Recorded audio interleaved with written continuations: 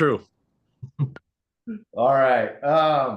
Welcome to Edradour with the Edradourian Knights and Sir Phillip joining us as well. So, thanks, Phillip, for joining. For those of you guys that don't know, Phillip runs Edradourian Knights, which is another group that specializes in Edradour-Ballechin and all things that. And we've actually teamed up with Phillip before. I think that was maybe 2.5 years ago, if I remember correctly. And so this is our second tasting. We have a couple of their picks in the lineup tonight. And then I have most of these bottles I've had for a few years that I think I had most of these before the first tasting. Definitely our first one of the night, which is going to be this Binny's CDP. I had this before that first tasting. I just couldn't fit it. So excited to get into these. I love Edradour. A lot of this one is actually a tasting that's kind of really brought to us by the members, in the sense that one of our members actually introduced me to Edradour, oh man, 5-6 years ago now. And he had just so happened to stop by Edradour on his first trip to Scotland and let me try a few of his bottles, and I thought they were amazing. And then obviously later on got connected with Phillip, and then a few of you love this same distillery over time. So we're tasting number 2. And if it's your first time to execs, I think Tom, Mike, maybe your first time, and Troy, I think officially maybe your first tasting with us, but welcome. Always glad to have you, people of like mind and spirit and spirits. So let's get going on number 1. We'll pour this and then we can chat and kind of get into anything we want to. I just want to keep it fun tonight. And let's enjoy some whiskey. So cheers.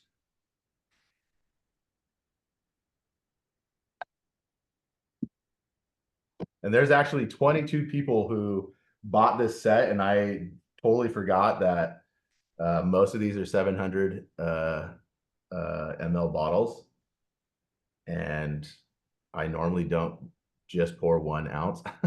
So I don't have a ton left of these. Oh, it's like clove. It's like clove whiskey. Yeah. I think this is the only non-cask strength we have tonight, actually. Because this one's 46. It's not cask strength. And this is a Binny's pick out of Chicago. If you guys don't know where Binny's is at, we have 1 Binny's, and then we have the 2 Edradourian Knights picks. We do have a Specs pick, but that's in the add-ons actually. So.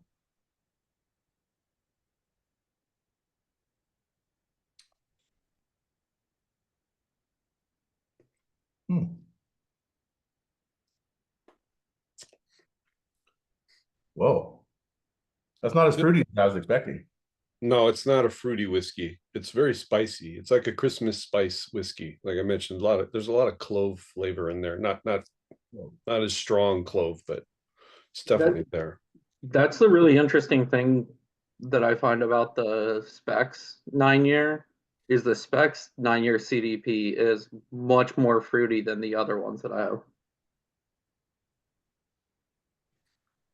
And if I did any research, what kind of wine is CDP?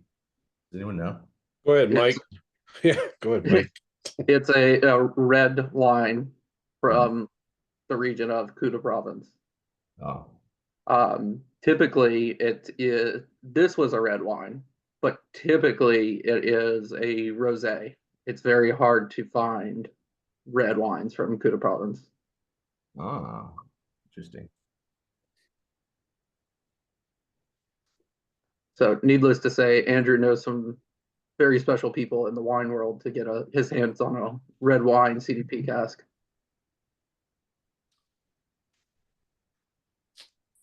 There was another CDP. Was that a Binny's pick that I picked up just as I was getting into this distiller a few years ago? But it came in like a square box rather than it didn't have a tube.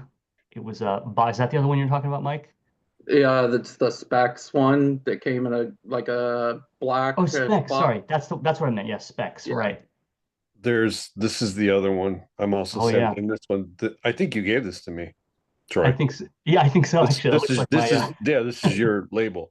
And yeah. this is the same. This is the 9-year-old specs, but this is the 56.7.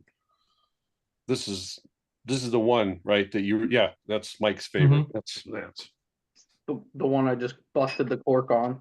yeah. Right. And of course, all my wine paraphernalia is downstairs, so I can't even pull the cork out. You mean you're not in your basement? You're not in your dungeon?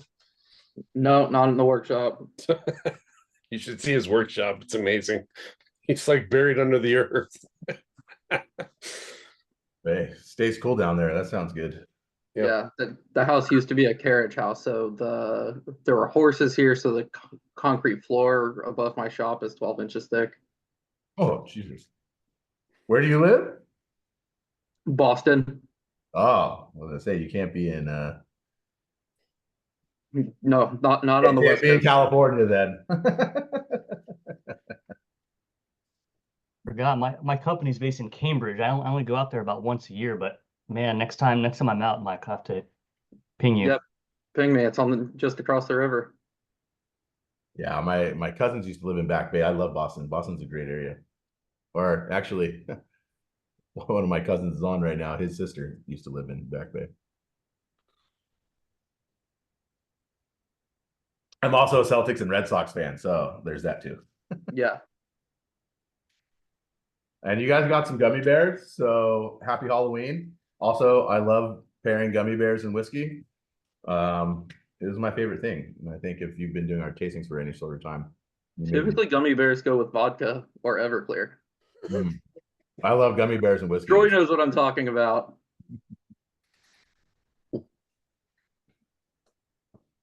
Weird.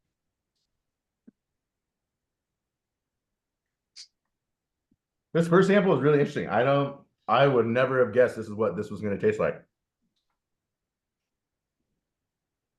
Does anyone really like this or not How long have you had that bottle open? I just opened it for this tasting, so brand new. Come back to it about 2 or 3 months from now. The CDPs take a long time to oxidize. The first time I tried that Specs one that I love, I was like, this is the shittiest whiskey I've ever tasted. I remember that. One of my favorites. I remember that comment. You told me about that. You're like, I hated it. Now it's my favorite. Say, okay. And he's right. It does take a while. Interesting. So maybe save half a sample and come back to it in a few weeks. I don't have a lot of experience with CDP, but that Specs one, the same thing. I didn't dislike it the first time, but it definitely took a while to open up. And I was still pretty brand new to Edradour at that time. It was that Specs one was super vinegary when you first opened it up. That's interesting. Yeah, if this was the first Edradour I ever had, I don't know that I would have fallen in love with Edradour. Like, this is drinkable. I like it's fine, but this is not my favorite thing from Edradour for sure. What was the first one you ever had? Do you remember? What caught your attention? It was from the distillery. It wasn't the 10-year. We tried the 10 that same day, but the first one had like a pinkish hue label.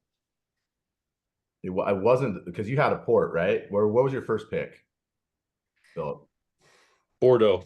Yeah, Bordeaux. I don't think it was a Bordeaux, but yeah, it was a second fill. Some type of wine cask, and it was phenomenal. It was like really good. And then we had the 10-year. I'm like, oh, and I still love the 10-year this day. I'm actually putting a 10-year into a tasting on Tuesday for an art gallery here.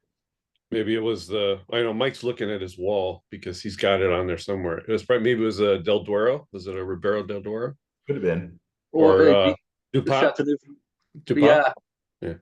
Quite honestly, I remember we got together. It was like kind of like a business meeting, almost, like, because we're all in the related finance field, and we all just drank a lot that night. But that was like the first thing we had, so I just remember it really well. Cool. Yeah, I'm looking at the pink labels and I see Port, DuPont, and Del Duero. Yeah. Who knows if there's any consistency to that? Yeah, there used to be, but now they've got bourbons in those canisters that are all yellow, right? That used to be all Sauternes, right? Now the bourbons are in. So he changed the color schemes. I have no idea either. Yeah, I miss when white was Gaia. Speaking of those Sauternes casks and oxidation, those turn so fast. It's wild to me. Like within 6 months, they're like they don't taste anything like they did when you first opened that bottle. And I love that cask when you first open it, or those bottles when you first open them.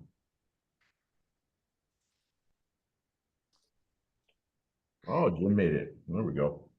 Okay, we're gonna move on to number 2, which is gonna be the ultimate. And this is cask 417, bottled at 56.2%, which I believe this is a cask strength bottling. And so this is matured for 9 years in first fill sherry butt. Which I would expect this to be a little bit more traditional, what I expect out of an Edradour versus the first one.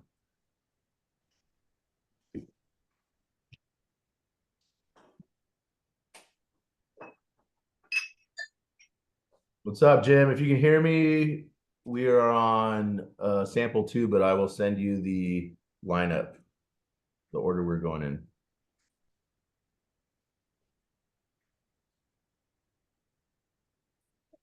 This is like absolutely motor oil. When I was pouring these for the group, I just remember this just being so dark. It's like soy sauce. Are you drinking out of a Bruichladdich glass? I am. That's sacrilege. It's not, because I've got the Bruichladdich poster there and the poster there. I'll have to find something in a minute to show you. I take it you're a big fan of Bruichladdich? Bruichladdich is what got me into whiskey, so yes. Ah, fuck. See, this is really good. I like this. It doesn't really come through, but there's an official distillery tasting glass. Edradour tasting glass from. I literally. Is there nudity on it? Is that why it's blurred? What's that? Is there nudity on it? Is that why? Yeah, exactly. Zoom is editing out. Yeah. But Nando, that's how I got into Edradour too. Like I literally was very early into Scotch, and my wife and I were in Scotland. My wife doesn't like Scotch, and we literally stumbled upon Edradour and just fell in love with it there at the distillery, and then met Phil back here in the States. And Yeah, I came after you because of the Madeira cask. yeah, That was the first time. Edradour-Ballechin. Yeah, because you can only get it at that point at there. Now they're everywhere. But I was like, "Do you have any more of that?" And you're like, "Nah, sorry, I drank those." Yeah. So Oh, it was so good. So if you're a Bruichladdich fan, I'm assuming you've had that one. No, I've tried it once. I'm really. But that's what makes it better. Oh, is that Adams? Adams Yeah. signature? There you go. Yeah. So that was the travel retail exclusive one, right? The Yeah. 1990. So that's the one I don't have of the Rare Cast series, and I'm so pissed about it. Yeah. You need to find it because I think it's probably the best out of the 3. Yeah, I've heard it's really good. Honestly, I can't remember how it tasted. I remember it being really good. I just don't remember where I would drink it. But yeah, burning in the back. yeah, those are awesome. What's up, Mike? How we doing? And not to put too fine a point on it, but Nando, you and I were with some others who were doing a Bruichladdich tasting earlier this week. Yeah, well, yeah, so Steven mentioned it. Steve, Mel, and I were at a Bruichladdich tasting on Wednesday night too. So you have to. What can I say? yeah. And then if you guys ever visit me here, my office is literally like 95% Bruichladdich and 5% Springbank in my office. So what you just see here is a very small portion of that collection, but yeah, I'm a Bruichladdich fan for sure. you need to start a secondary group and call it the Execs Lottie or Exec Lottie Whiskey Club. Yeah, I don't think I have the time for that. No, How many cases of the last Friends of Bruichladdich release did you buy? 2, but I'm only ending up with 1 bottle because so many of our members, and honestly, I didn't even have enough to get more members that wanted to buy bottles. So yeah, I got 2 cases. Speaking of it, he told me I need to send money, so I gotta send money. Not so much. welcome, Jim. What's up, brother? Jim, what's going on, man? Jim's my hockey brother. We both love hockey to death. So between Edradour hockey and other things, we're always chatting. We were talking last night about, actually, we were talking about you and your. I thought, well, I didn't tell him, but I'll tell him now. Be careful, he's going to steal that Port Ellen from you. The one you were talking about, yeah. Because right when I saw your comment, I contacted Jim and I'm like, tell me about that. How old is that? And I'm like, damn, because I know who we got it from. And I was like, yeah, maybe I should think about getting one of those. It looked nice. Jim, you're on mute if you're trying to speak, just FYI.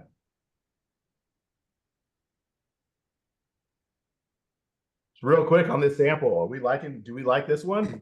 Oh, hell yeah. Okay. All right, which one is this? Since I'm behind. We're on number 2. Sorry, we did number 1. I mean, obviously, feel free to catch up or take your time, whatever you want to do. Yeah, we're on number 2 now. Number 2 is the ultimate Edradour. Yeah, number 1 was the Binny's pick, the CDP. Okay. But Jim, you're still on mute. And number 2 is the ultimate. If you look at your bottles, they'll have a number on the top right side. That's the number that we're going in, the order that we're going in. fancy. Yeah, I did that to try and a few months ago, started doing that to try and help people remember our order. So this is my first introduction to this whiskey, and this is really good. Amen. This is really good. I like this one. Is really dark. It's got a good rich taste. Can you get this at High Times, or is this? You can get Edradour, absolutely. I think when I see you again, Steve, I can maybe siphon. What I'll do is I'll siphon a sample of the 10-year for you, so you can try that. I think the 10-year is phenomenal, especially because they switched to a more sherry in that blend. It's all sherry. All sherry, and that's just a killer whiskey, and it's like $60. And I literally keep the 10-year on my shelves always, and I go through a lot of it. Phil, when did it switch to all sherry? Because last I checked, it was 3-1 sherry to bourbon. Yeah, I thought there was a bourbon component in that. The Andrew switched. I don't remember what the contest was, but they had the big deal where Art Bake 10 was always winning best, overall 10-year, and then Andrew switched up the formula for the 10-year-old OB from bourbon and sherry to 80% first fill, 20% second fill, all sherry butts from Jose y Miguel Martin, and those are all Spanish oak. Same thing with all this stuff. Everything is done Spanish oak from Martin. He switched them up 2.5 years ago, something like that. Oh, so the last time I updated Edger base, basically. Yeah, it's right around that time, because I still have. In fact, I'm looking at them right now. I still have some of the originals, and I thought the originals were outstanding. But you can definitely see. I won't be able to show you the newer ones because I don't think I have the newer ones. But even the originals, I mean, this is the original with bourbon and sherry. I mean, that's 10. So Those were now really they're rich. So it's not like they were bad. It's just the new ones I have all that are sherry. I agree. Really good. Well, I asked Andrew why he did that, because I like that one. And his answer was what his answer always is. He loves Oloroso. That's his favorite thing to drink, and it thinks it matches perfectly with the NMS of Edradour. It's oily and funky. It's very much like Springbank. They're literally both farm distilleries that have that funky, oily, cereal heavy, grain heavy NMS, and it just goes perfect with Oloroso. He loves Oloroso. He obviously loves Edradour. He puts them together. He thinks it's best. And that's why he switched it over. And he said, because that's what I like to drink. That's his answer. He said, that's what I like to drink. I was like, okay. That's You're the boss. I can't take it back, because then you get bottlings like this that are also like Edradour and sherry is like, that's what I know. That's what I love. The Hibiscos, they're sherry. Oh my God. Yeah. I agree 100%. But I brought up PX because I'm like, well, I know you've done PX, but I said, how come you don't do more? And he's like, yeah, you'll see. He goes, you try them together and you'll see why. Because he said Oloroso goes better with it. And he's right, it does. And I mean, we even have one for the group that we did that was PX, and it's terrific, but it's different. They're just different. The Oloroso matches even better with it. Like, almost like Macallan. Macallan goes really well. The older Macallans, go better with, that one. Go better with the, Oloroso than some of these other things they're trying. But I just think that PX sometimes can hide the nature of the distillate a little too much. Yeah, you're right. It changes it. Overwhelming. It's I because agree. PX is just so damn sweet. Yeah. That's Right. it. You can just, it's syrupy. It's like, okay, it's good, but it's, It's alcoholic Hershey syrup. Yeah, I can't go to the sweet ones, but the sherry ones, I seem like I'm more attracted to the sherry ones than anything else. And both PX and Oloroso are sherries, but just PX is like a really sweet sherry versus Oloroso is a little more mild. It's still sweet, but not in the same way that PX is. That's nice. Yeah. Forgione. Did I get Yes, that sir. right? Forgione. Forgione. What is the name of the bodega you gave for the 10-year, what they aged in? Jose Miguel Martin, Martin. He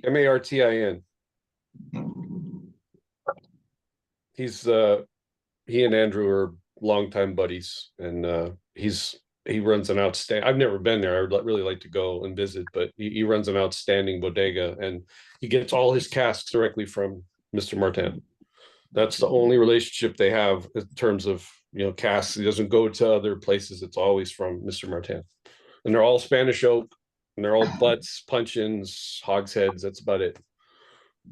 So obviously for the Oloroso and PX, but not for some of the more exotic stuff, because obviously he has a lot of contacts at wineries for those casks and spirits. Interesting. Is there anyone on here that preferred number 1 to number 2?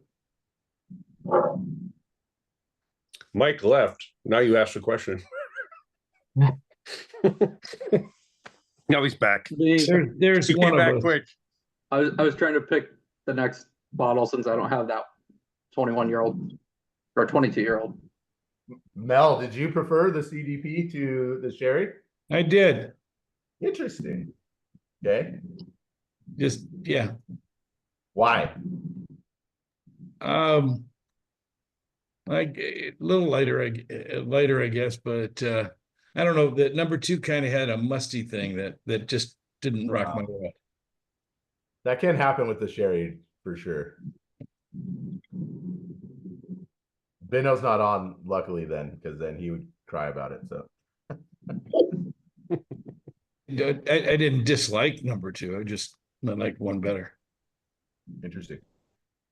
The 417 has the Springbank funk to it. Hmm. A lot of Edradours have that. It's more evident though in the bourbon, virgin oak, and sherry than wine, but obviously it can still be present there as well. But I really think it shines through with the sherry, like Mike is saying, it shines through with the Van Wees bottlings, the Abiscos, and the SFTCs too, because it comes literally right out of the cask with wood pieces and all. So there's funk, you're going to get it in there, but it's really good. I mean, unless you don't like Springbank and funk, then you won't like Edradour, I guess.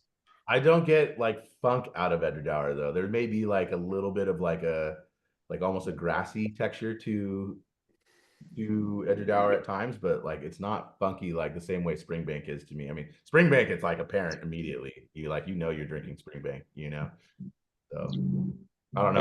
I agree. No, I agree. It's different. I wouldn't compare them A to A. I wouldn't say they're exactly the same, but there's not a lot of distilleries, I think, that have what they call farm funk. Sure. And you got to kind of start with a farm distillery to get the farm funk. And there's really only a small handful of those. And Springbank Edradour being the prime example. So definitely think there's funk in Edradour, but it's not in every cask, and it's certainly not in every bottling. And it is different than Springbank. You're right. Springbank, when you drink it, if you know Springbank, you go, oh yeah, that's a Springbank. That's a bank. Yeah, no question. And now that we were hating on PX casks, let's move to number 3, which is going to be the Oh, I do have that one. I thought we were on 4 already. No, we're on number 3. We haven't even gone to 3 yet. So this is going to be the Decadent Drams now. 12-year-old, 2011 through 23, PX Sherry Hogshead, first fill. So this should have some PX character on it.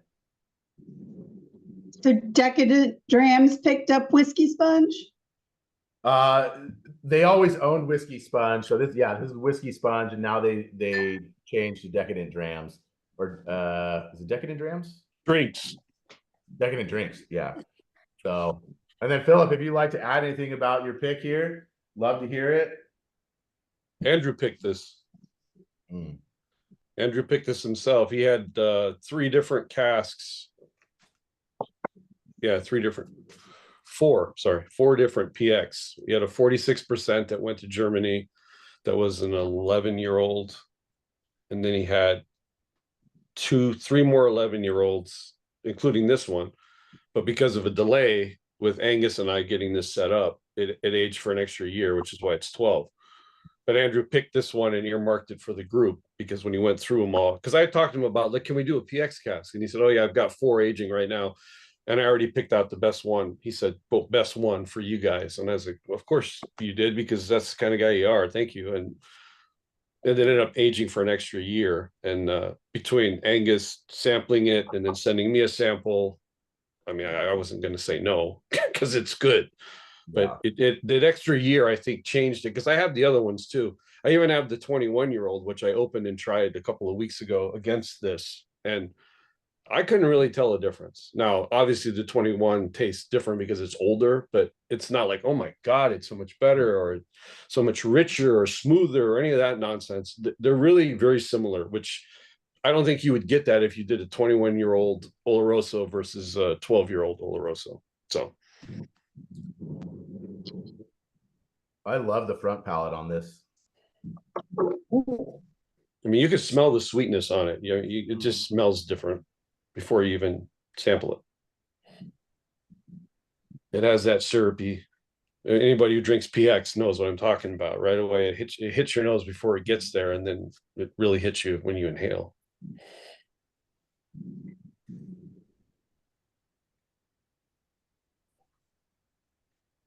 Oh, this is very crushable. I like this a lot. I'm bummed I maybe only have one of these.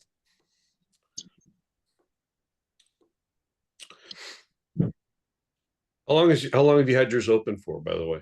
The bottle. Did you just open that one too? 2 weeks. Yeah, so you and I both had about the same amount of time, and it still has a little roughness on the end, but that'll smooth out over time. It'll be more like the mid palate, I think. But yeah, the front palate and the mid palate are really good. It's just a little rough on the end. Maybe that's the difference between this and the 21. The 21 doesn't hit as hard on the end because of the extra time. But yeah, there's definitely it definitely does change on the finish versus the front and mid palate. I mean, that front palate is definitely on the sweeter end. So if you don't use Rams, you may not love this, but I think it's really good. Really chewy through the end too. Yeah. Yeah, I just finished a bottle of this, I don't know, a few weeks ago. I had no idea we were doing this. I should have saved a little bit from that one to kind of get an end bottle pour versus a front bottle pour. You're pretty good though about drinking your stuff that's open. Not always, I know, because sometimes you do your samplings. You're like, I got to get rid of this. Yeah. But most of the time, you're not like me. Like, I have stuff that's still open from 10 years ago, right? And I have to make sure I don't get it to get too low in the bottle. But I still have stuff that's been open for a while, and you know, you're usually pretty good about drinking your stuff. I've got fewer open at a time, although it's always tempting to reach for something else and you know, get some more stuff open, but I probably got about 40-ish bottles open at a time. What stops you from opening more? What's that? What stops you from opening more? That's a great question. I have no idea. Because if you say self-control, I don't know what that means. Yeah. Yeah, not in this group. Yeah, right. Yeah, we're Did in the you- wrong group for self-control for sure. Did you try that rum Ballechin yet? I gave you one, right, Troy? Yeah. Did you Yeah. try it? Yeah, you- it's good. I've been having fun doing this. I got 3 Ballecchins open. The recent 17-year Burgundy, which is amazing, the 19-year Madeira, and the 14 Grand Arome. Or is it Arome or Arome? I never can pronounce that right. But I poured for you, Phil, a dram of the Caperoni rum from La Maison de Whiskey because that got toward the end. So I've got that sitting around for you. Okay. So I really like the gummy bears paired with this. So Yeah, that makes sense. There you go. Gummy bears. That's a good one. It's like rum soaked gummy bears. You can add that to the flavor description. I'm gonna have to try this. as you should. Might as well, they're in there.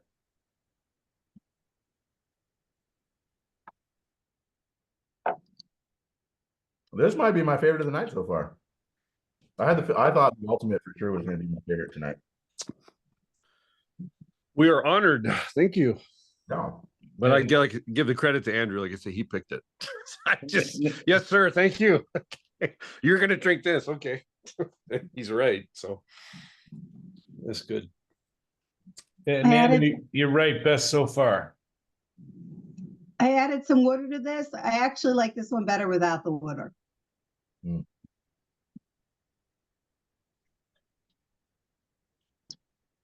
that would make some suspense. Beth? Do you normally like a little bit sweeter or less sweet? Oh, I like sweet. Yeah. Okay.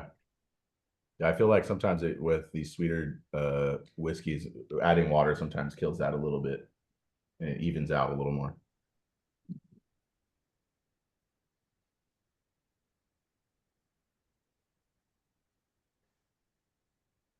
Though for sure, it has a nice viscosity to it too. Sits on your palate for a while.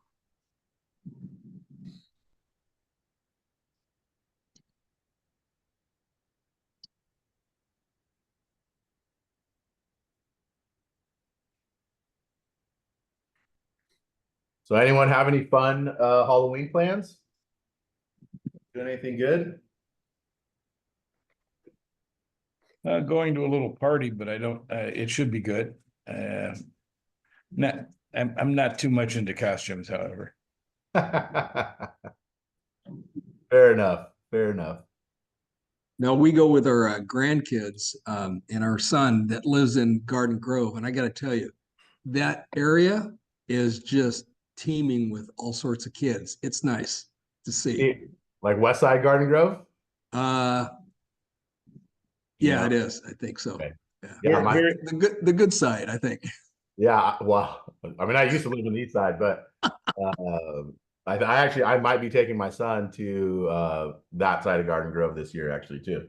Oh, very cool. We in my neighborhood, because of where this crazy cul-de-sac I'm on is at, I get the next door neighbor and the one neighbor across the street, and I'm done for the night. Well, Yeah, we we'll used to get- have that. We used to have that before 9/11. I live in Diamond Bar. And after that, it's like, oh my gosh, it's like we get maybe 4 people, if anything else. And before we'd get like maybe 50, maybe even more. But Garden Grove is just terrific. I mean, you got a lot of houses that are decorated, kids running all over the place, and it's just really nice. I'm actually glad you said that because I was like, because my cousins live there. And I was pretty iffy on it. I'm like, fuck, dude, I don't know if I want to drive over to Garden Grove for that. But he wants to hang out with his cousins. So I'm like, oh, all right.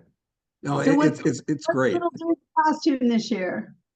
He's Sonic the Hedgehog. He's a big Sonic fan. So of course he picked the most expensive Sonic costume he could find. And I was like, great, which is a blow up one that like goes around the body. And yeah, he's pumped on that though.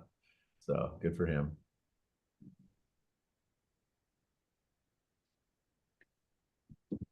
What's the weather going to be like at the end of the month in Boston? Oh, October starts to get cold. It's hard to say. I mean, the other night it was a low of like 37. Tomorrow it's going to be 77. So Jeez. who knows? It could be 70 degrees on Halloween, or it could be 35 degrees. Yeah. I've got a fun story for you, Mike. So obviously I'm a Southern California kid, or well, maybe not obviously, but I'm a Southern California kid. If I see sun, I immediately think shirt, shorts, and sandals. Like that's just what I rock. And so the first time I visited my cousin in Boston, I look out her window and I see sun out. I'm like, freaking great, let's go. And this was probably like a decade ago at least. And so I get like 2 blocks down the street and I am freezing. And I was like, this is not fun. And being that you're from SoCal, it was probably what, 65 degrees out and you were freezing? No, it was like, so I think it was, I want to say 50s, and then it got down to the 40s at some point, like high 40s. And I was just, but there was a lot of wind. So the wind, it's so windy up here. Yeah, it screwed me up. And I was like, nope, can't do this. So I turned around and put some pants on. Yeah, you can always tell the tourists from the locals when it's 45, 50 degrees and they're bundled up and we're walking around in, you know, short sleeves. Yeah. No, it was no good for me. Oh, it's a great place though, Boston. Yeah. Have you been to, there's a great restaurant that we went to that's near Revere Beach. It's called Drift. No, I've not been there. I'll have to mark it down. It's an awesome restaurant. We've been there twice. My daughter went to school up in Plymouth, New Hampshire. And we drove around Boston. It was just terrific. But that is a great restaurant. It's a little expensive, but it's really good. I'll have to mark it down on my map. All right, we ready to move on to number 4? Yes. Okay, let's pour number 4. Number 4 is going to be the 22 year. I am super pumped to get into this one. Mm-hmm. I was dedicating this bottle to this tasting whenever we did it, and I do not have a lot left.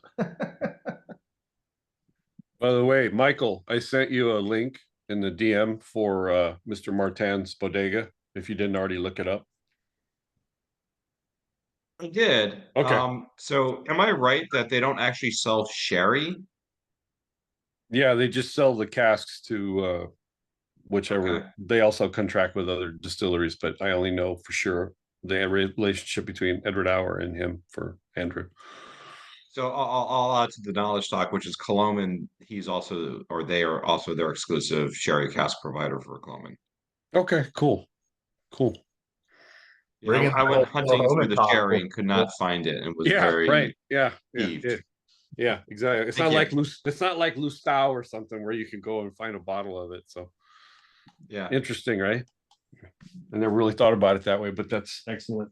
Excellent point you made. I like that sherry is basically a byproduct of whiskey production at this point. Exactly, right? I mean, that's the same with bourbon. Bourbon's a byproduct of Scotch.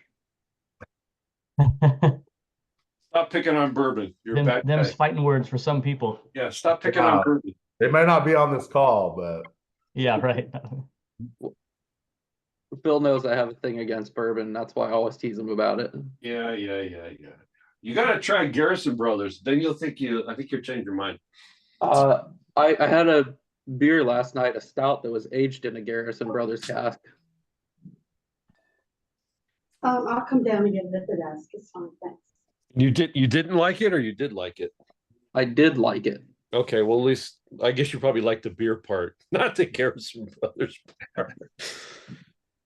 I don't know how you can't like Garrison Brothers. It's like bourbon is great for conditioning oak. Oh wow, I don't know that I can share that sentiment. We drink everything here at Exec. So yeah, I drink lots of stuff, not just because I'm an Edradour nut. I have lots of whiskeys, and I love Phil, Brothers. You know I don't discriminate against different kinds of alcohol. I know, but like I said, that anyway, Garrison Brothers is really. I need to drink some. I think it's really good. So, in fact, I talked to Andrew once. I said, "Hey, what's the likelihood of getting together with?" This was Mike Porter's idea, actually. He said, "Hey, you know, because he's a big Starlight guy. I like Starlight, and so we were like, hey, why don't we get him to switch, right? Age Edradour and Starlight, age Starlight and Edradour, and then do like a Edradourian Nights, Edradour Starlight thing, right? And I talked to Andrew, and he said, "Yeah, give me the email, and we'll talk to him. We'll do it." And I'm like, "Oh, okay, cool." Because I figured he said, "Nah," because he picks Jim Beam, Jack Daniels, Four Roses. Those are the ones he normally uses, right? And then he was like, "Yeah, I'll be interested," because he never tried it. And I'm like, "You never tried Starlight? And you've tried everything." He said, I just drink my own stuff. The thing with Starlight is the name sounds like some sort of gas station bourbon. Yeah, the name is silly, but it's outstanding whiskey. It's tremendously good. And for 5 to 7 year, 8-year-old, it's so good. I know you don't like it. I don't want to be talking to you about it for, but anybody else who likes bourbon probably knows what I'm talking about. Well, Sorry, Starlight Pad is good. Yeah. Sorry, Fernando. I don't mean to piss on your 22-year-old. I should be supporting it because this is what I do, right? Edradour. Sorry, man. This 22 years is phenomenal, in my opinion. So I'm very glad we got this. These are not cheap, FYI. I think with shipping, these, I can't remember which side I got this on. This is over $400. I think it was with shipping like $450 or something, if I remember correctly. I think it pulls that funk on the finish, and it's a little more astringent actually than the number 3 on the WhiskySponge, the PX. Yeah. Welcome in, Jim. Welcome in, Jim. We were waiting for you to talk. Oh well, yeah, I didn't know I was on mute. I'm like, Fernando told you like 3 times, and we're like, okay, maybe he doesn't want to talk to us. I don't hear. I don't hear. It's like, come on, man. You were talking, and we're like, who's I he thought talking he was my to? wife. I was just ignoring him. Okay, no problem. That's more important. I understand. Sorry, dear. Yeah, on the back end, there's the tannic notes jump out too, especially with that astringency. But I don't know. I like this one. I think this mellow. What I really like about like 2 and 3, it's a little more mellow, a little more approachable, I think, and still at a high ABV. So, Yeah, from a price standpoint, 2 is good. yeah, Yeah, you can't. Two's about $300 less than this bottle. So. Yeah, those Van Wees when they come out, before inflation and all that, they're like 105 euros, maybe less, depending on where you get them. So Wow. that was a few years back. I have a lot, so I didn't buy any recently, but I'm assuming they're probably around that range. Yeah, I bought that one at least 3 years ago. Yeah. And I think with all in, I think it was like 150, maybe a little bit less. So With shipping? Yeah, with shipping all in. So. Yeah, sounds about right. I feel like they listed for like 80 or 90, like maybe in 2018, I would see them for like 80 or 90 euros. Yeah, I think you're right, Troy. I think they were less. They're like 79.99 euros or whatever. You're right. They were low. They were like fine drams or yeah, whiskey right. site, one of those. I think I got mine from Fine Dram, if I remember correctly. Alan, hold up that Edradourian Nights bottle you had. Philip, you remember this? Yeah, I was going to ask you about it. This is the second time I've had anything else other than this bottle, but it's pretty darn good. That was their very first pick. I mean, that one. That one. That one. Yeah. I wish I could tell you the details about which cask that was aged in. I really want to tell everybody, but unfortunately, because of the laws, they couldn't put it on the label as to which winery it came from. But if I told you the winery that the Bordeaux came from, you'd be like, oh, okay, that's why it's so damn. Maybe besides the fact that it's Edradour, but you put those 2 things together, and you'd be like, okay, now I know what Mike Lawrence knows which one I'm talking about, but he kind of just figured it out because he knows everything about wine, and I don't. But when Andrew told me where it came from, he said, you can't tell anybody. I'm like, oh, I won't. But I really want to. Okay, well, Mike, that means you can tell people. Yeah, Mike can do it. Yeah, Mike, the Kirkland's Costco special. There you go. I don't know much about Bordeaux wines. I love Bordeaux. I'm more Burgundy guy, but I'm assuming that means it's a pretty renowned Bordeaux winery, eh? You would know. You would probably know it. I mean, even I knew it, and I know crap about wine. Mike knew right away when he guessed it, and I was like, yeah, that's it. Would it be a first growth Bordeaux? Mike, I'm not gonna say anything. Okay, see, if Mike won't say anything, then I want to say it, so I have to keep my mouth shut. But if My Mike Irish figured wants it, to Mike, talk. Mike figured it out, so you can just tell us what you put tuned together, and Well, no one, the denial would indicate that it is. I'm not saying anything. It's not Costco. Let's just put it to you that Phil, way. Phil It's doesn't not have to Gurgle. confirm nor deny, you know. But Confirm But nor yeah, deny that Mike's guess is the truth.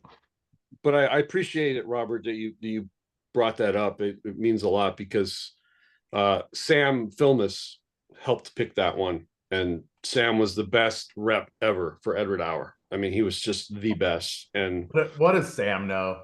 yeah, right. What does Sam know? But Yeah. he was terrific. And Yeah, anyway, brother, they're no longer with them though. I know that was a bad time. He was not happy. I was not happy, but it's not my decision, and I keep my mouth shut. But my point being is that is an outstanding.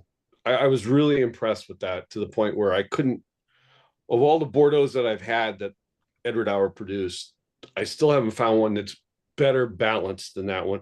Yeah, there's ones that are darker and richer and all that, but that's a second fill. That's the only second fill. They're all the ones are first fill. And I was a little hesitant. I'm like, second fill.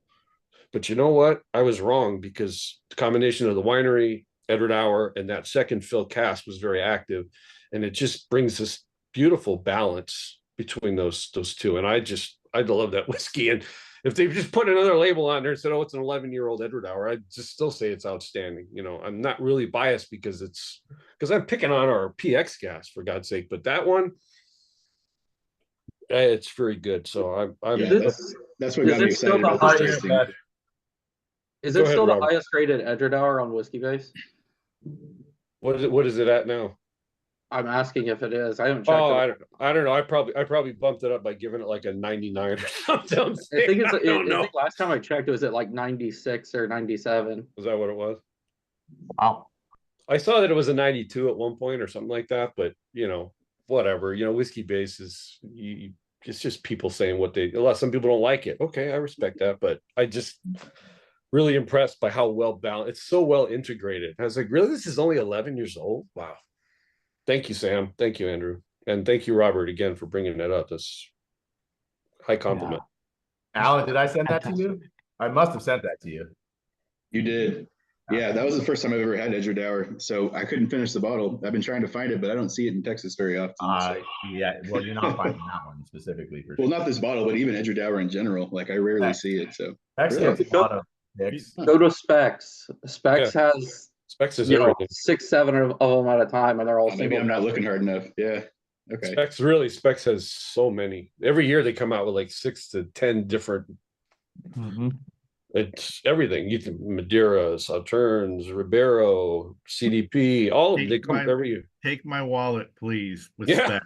Specs. I mean, seriously. Every time they come out with something, I tell my friend in San Antonio, I call the store, I prepay for it. All you have to do is walk down there. Yeah, they get a lot for sure, and usually they're really. I got a couple I didn't care for, but normally the Specs is pretty. They've got a line on those for sure. Before we move on to Ballechin for our last two, I'd love to hear what was everyone's favorite of the first 4. You can throw it in the chat. You can just speak up, whichever one. Yeah, Mine was number 3. The 12-year okay. WhiskySponge. It was the ultimate, but this one's pretty darn good. I think I'm going to have to say. Oh, I 22-year-old. agree. Okay. Number 4 touches the heart. And the more we've sat here for about 10 minutes, it's kind of opened up and just become even more oily and just that beautiful funk you can't find, just beautiful. And the astringency has eased off on it now after about 10 minutes of open. I was a little surprised you went with 4 only because you mentioned the astringency. I thought you were maybe gonna not pick up. There was a little more heat with this when we first were starting it from number 3, and the other one was 57, I think, and this is 55. Yeah. remember? Yeah. But no, it's eased up a little bit. This is a bottle I want to take with have with the cigars. Oh yeah, for sure. This one and well, actually all of the last three I can smoke with cigars. Actually, I wouldn't turn one of them down with a cigar, so maybe I'm a cigar whore, but this one's beautiful though. Yeah, I've never had this one before. This is nice, and I agree. Like the astringency is not, it's not too much. You know, it's not carried over to being too bitter or anything. It's just a nice little balance there.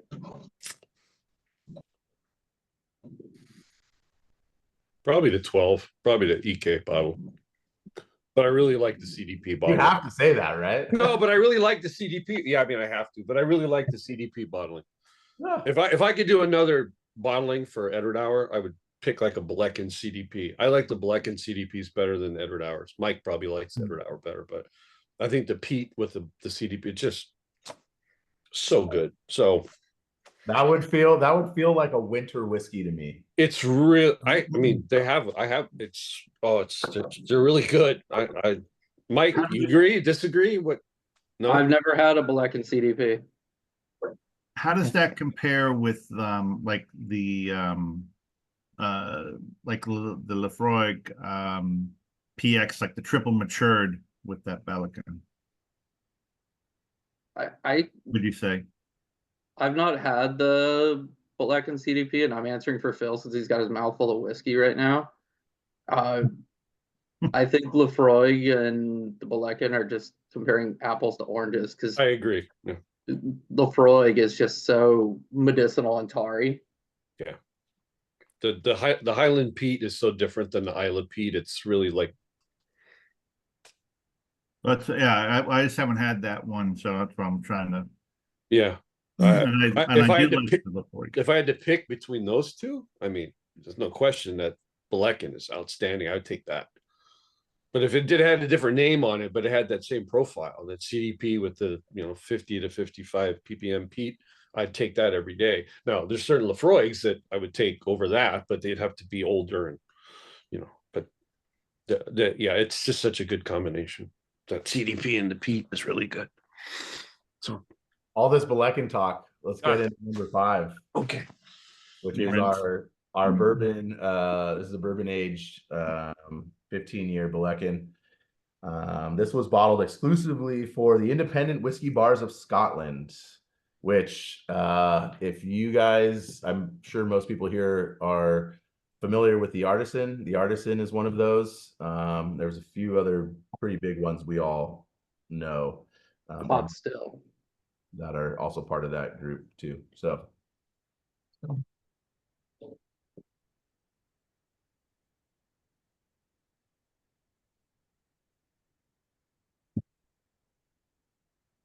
Oh, God damn it. I love that nose.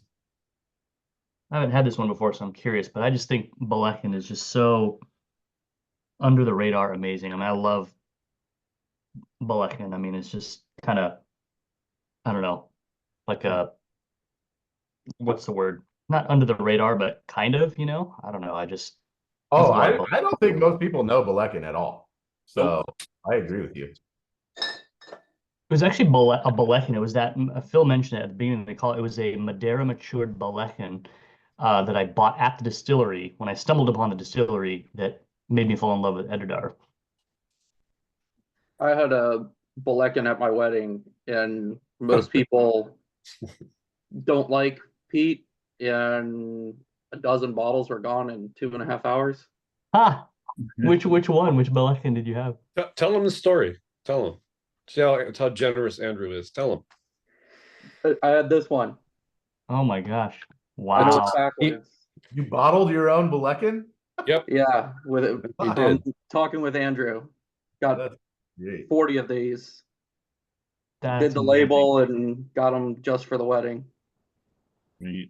Tell him though. What that's cask your is that? favorite one. That's your favorite Ballechin. Tell him. Yeah, it's cask number 4 from 2018, which was one of my favorite Ballechin's that I've ever had. And when I was asking Andrew if I could get a cask for my wedding, he had mentioned, oh, we've got, you know, at first he's like, oh, I've got 12 bottles worth of whiskey that hasn't been bottled yet for it because I don't have the labels for it. We got more out of the cask than we thought we would, more outturn. And I said, okay, I'll take all 12. Next thing I know, it's, hey, Mike, I actually think I have 18 bottles. You know, a few weeks later, it ended up being 37 bottles. And then when I finally sent him the label for his approval, he goes, it's actually 40 bottles now. I bottled it all up. It's like, okay, I'll take all 40. Sounds Wow. good. Charge the Amex. Was it Oloroso or what was it? Burgundy cask. Oh, bring 14-year Burgundy cask, fully matured. awesome. Nice. Which will taste very different than the bourbon cask we are trying right now. Yeah. I just love the and- nose on this. I don't know. Am I alone in that? Some Burgundy Ballechin are some of my favorite Ballechin. Yeah, it's kind of funny because you know, sorry, Nando, not to take the spotlight off the bourbon cask. It's cask number 4, which 4 is my lucky number, and bottled in 2018, which is when my wife and I met. It works. And the That's fact awesome. that he just had those lying around in the warehouse. Yeah. Because he Oh, that's told me, pretty awesome he they told me, he allowed just walked in there. He's like, oh yeah, I found a bunch of them. They're sitting in there. It's like 30 bottles. And then like Mike said, then it was 36, then it was 37, then it was 4. It kept going up. So Mike did a beautiful label though. Mike is really good with, you know, doing that kind of stuff, any kind of art when it comes to computers and art. He made this incredible label. He kept sending it to me, right? And I was like, yeah, it looks terrific. And then he's like, no, I don't like it. Then he changed it. I'm like, yeah, it looks great. No, I don't like it. Then he found, yeah, okay. Then he's like, this is what I ended up with. It's beautiful. I should have had you do the label. Well, for the you, group. you can relate, right, Philip? There you go. Yeah, there you go. Yeah. You know how- Only did 37 versions. You got to show him your shirt. You got to put it on though. But you can't Oh. put it. You got to put it on so you can wear it. That's That's for. thank you to Philip over here who sent me an exec's worthy Edradourian Nights t-shirt. So we'll prop it on. You got to tell him what your new name is too. I gave him his own. Everybody's got their own name, right? Like Troy is the king of Troy, right? That's king, and then Mike is the Empire engineer because he's an engineer and he's kind of smart guy sometimes. Oh. He's not talking to me, right? Everybody's got their own nickname. You know, Jim. We are Jim, the Earl exec of Elixir Enlightenment around here. engagement. Engagements? Engagement. Oh, I like enlightenment, but engagement. I like enlightenment better. You need to change it. Better go change it. Send it back to have him changed. You enlightened him. It's all right. There you Yeah, go. It's all there you good. go. Knights So engage. What's his nickname? Tell him. He just told you. Tell him. Tell him again. You got to tell him again now because he's not listening. He does that to me all the time. The Earl exec of Elixir Engagement. There you go. Oh. A lot of alliteration for you there, Mike. As you know, Exec of Elixir Yeah, Engagement. but I'm sad that it wasn't alliteration with Fernando or Nando. He's got a lot of books back there. I bet he reads.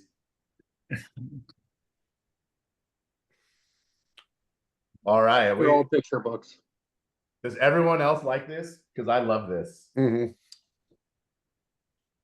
Steve, you're not allowed to say no that I don't like Pete anymore. So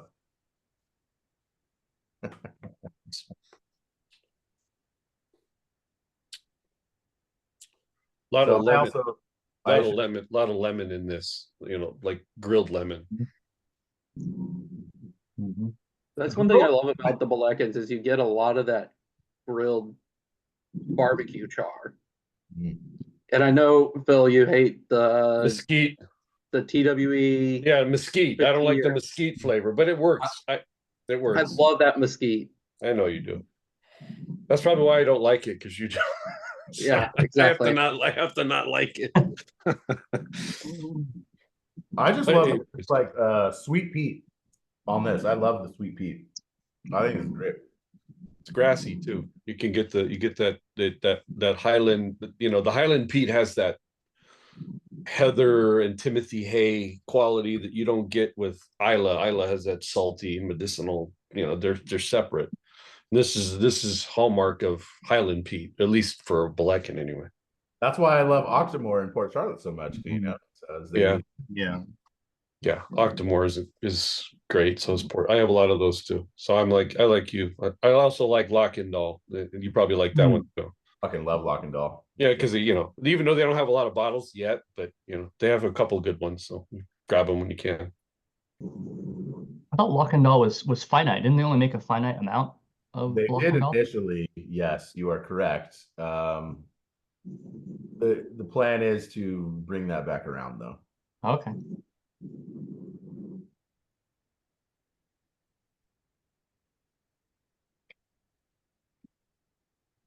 So what are we thinking about this dram? We are so quiet for being 5th in.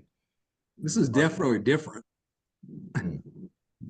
I love lemon, but this is different. Different bad, or different good, or different. I haven't decided yet. That's it. I haven't decided yet. Yeah. But you get more of the distillery character in the bourbon casks and the virgin oak casks, because you don't have a lot of the sherry influence or wine influence or spirit influence getting in the way. So if you really want to know what Edradour tastes like, as best you can without tasting the NMS itself, you go through, like first fill bourbon or refill bourbon, probably even refill bourbon's better. And then virgin oak. Virgin oak is really, I love the virgin oak cask. So yeah, me too. I don't think I've ever had an Edradour or Ballechin in virgin oak. There's a couple. They did one. Specs did one, and at the same time they did one for Europe that was literally 0.1% off. There one's like 60.1 ABV, another one's like 60 ABV. So they're literally the same kind of cask. But Troy sent me like 3 ounces of one of the virgin oaks. And you didn't like it, or you did like No, it? I loved it. I bet I would like it for sure. I'm a was really good. Like the Octomore series, I love when they're in virgin oaks.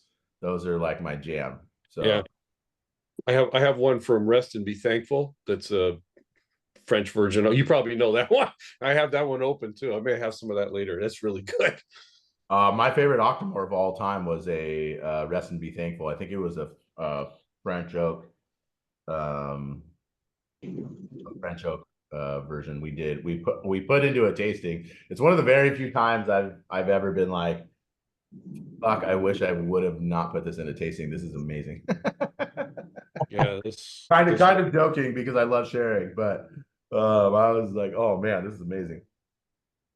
There's one Ballechin virgin oak, just one. As I say, I don't think I've ever had it. I have it, but I have not tried it yet. It's in my rotation, but there's only one, and it's a 500 ml. So one of the last ones in the birdie boxes or the bat boxes or whatever. Yeah. So I don't know where everyone else is at, but this might be my number 1 of the night right now. I love it. Really good for me. It's my palate, obviously. It also helps that it was bottled or it was distilled almost on my birthday, but. I'm getting some kind of a floral note on this one. I was thinking it might be rose. Anybody get that? I do get a floral note. I can't identify what it would. It's almost more like a jasmine. Maybe rose is more appropriate. It's not strong, but it's definitely present. But that grilled lemon is really there all the time. So absolutely. I get like that the grilled like a grilled lemon peel, petrichor, that a little bit of like almond, and then that funk and that beautiful if you want to use mesquite as that flavoring, that campfire, just beautiful one. Much thinner. It's still waxy, but much more definitely much more less viscous is the word I'm looking for than what we've had. Yeah, I agree with that too. It is not as viscous. Yeah, I don't get mesquite on that. There's some smoke on that, but I don't get mesquite because mesquite's overpowering to me, and doesn't work with my palate. But it's holding the glass, so it is slightly waxy, but it's definitely less viscous, but there is a wax, there is a legs that are forming on there on my glass. So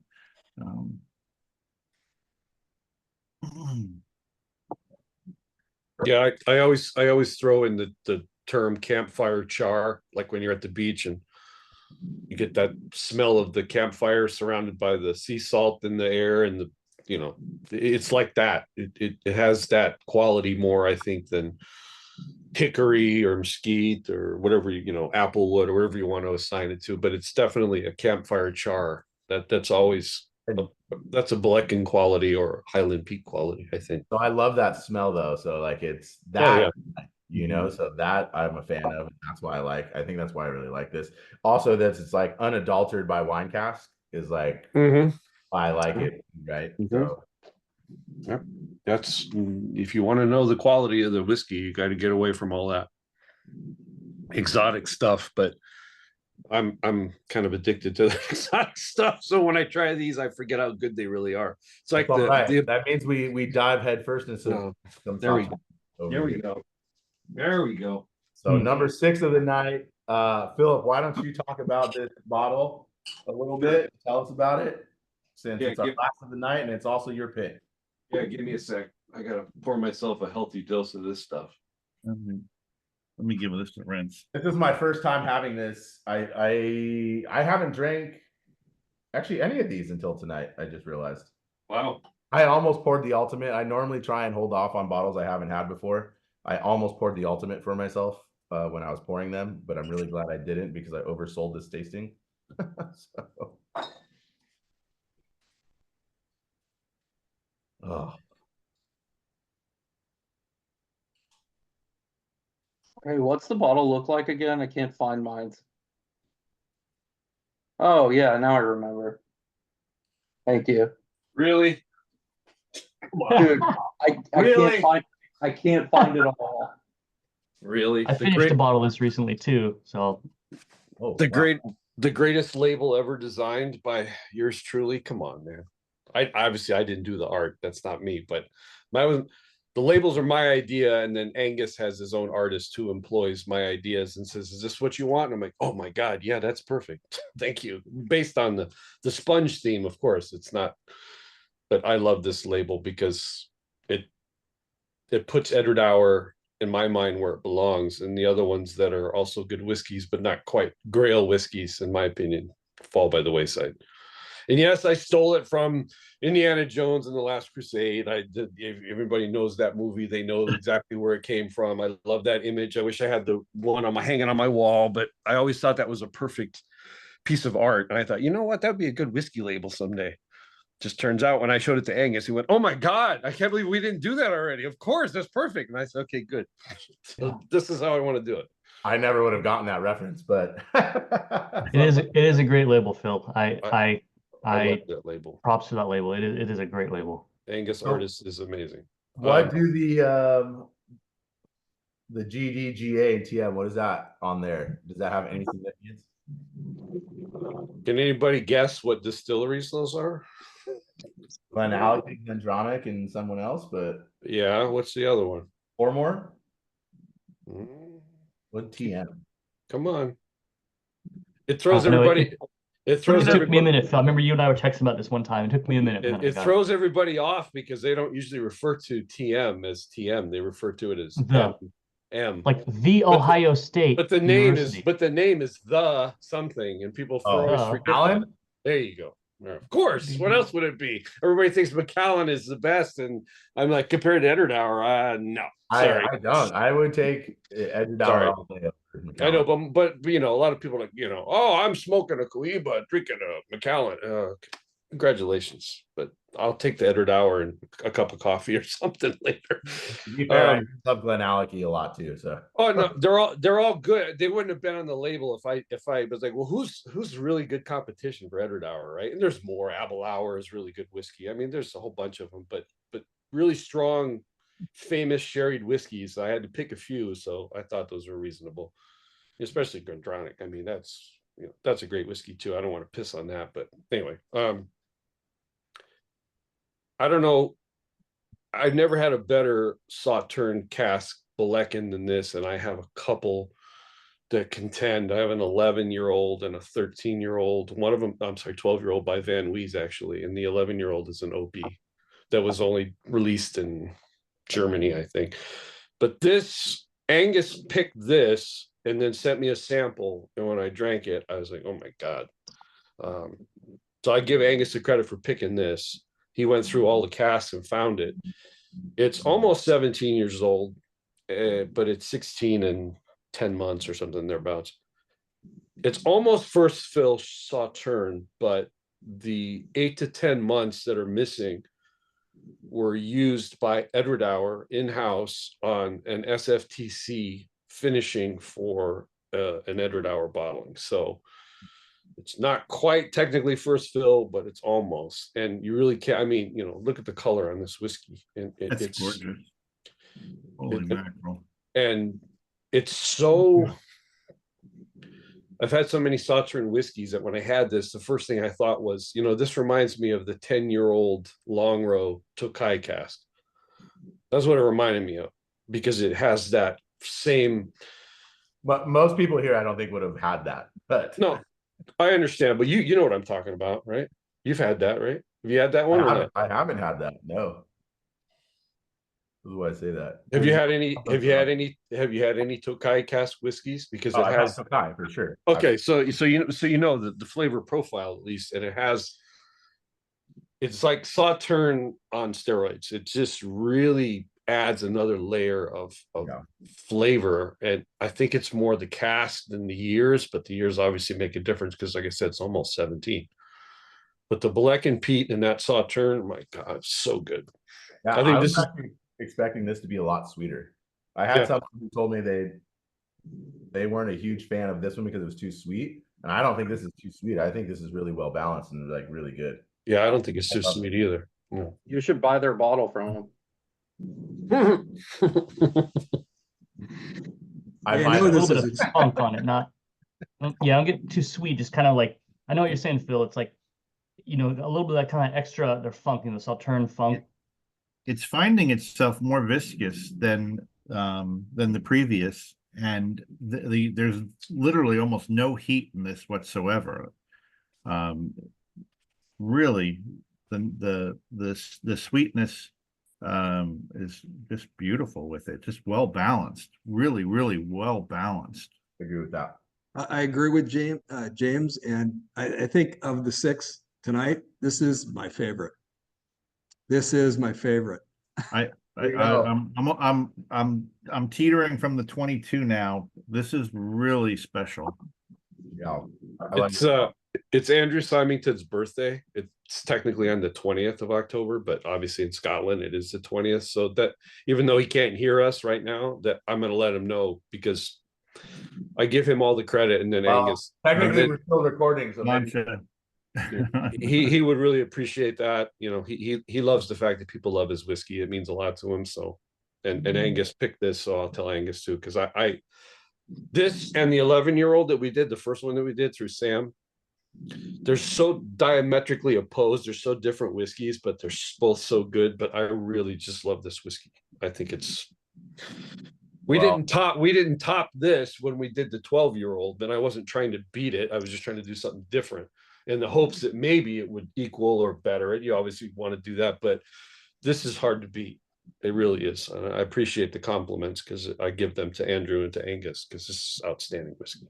Cheers to Andrew, Angus, and you, Philip, as well. On that note, I'm going to kill the recording, but thank you guys for killer tasting. Not